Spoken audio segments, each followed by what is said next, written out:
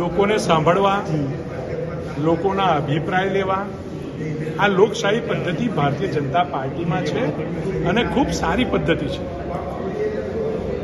કોણ વ્યક્તિ કેવો છે, કેટલું સારું પાર્ટીમાં કામ કર્યું છે, લોકો જોડે જોડાયેલો છે, એના માટેની જાણકારી નિરીક્ષકોના માધ્યમથી પણ ધારાસભ્ય, સાંસદ, શહેર સંગઠન બધા અલગ અલગ રીતે પોતાની રીતે તો મૂલવે, પરંતુ સામાન્ય કોર્પોરેટર, સામાન્ય કાર્યકર્તા, શહેર સંગઠનનો વ્યક્તિ શું વિચારે છે, કેવું વ્યક્તિને ભારતીય જનતા પાર્ટીએ mayor, deputy mayor, standing chairman બનાવવો જોઈએ.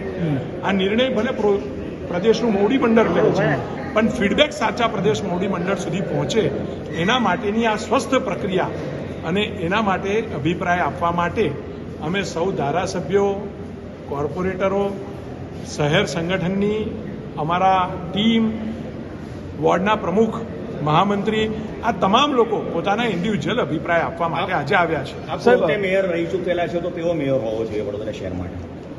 વડોદરા શહેર માટે સારો મેયર મળશે અને સારો મેયર મળશે એવો મને ચોક્કસ વિશ્વાસ છે.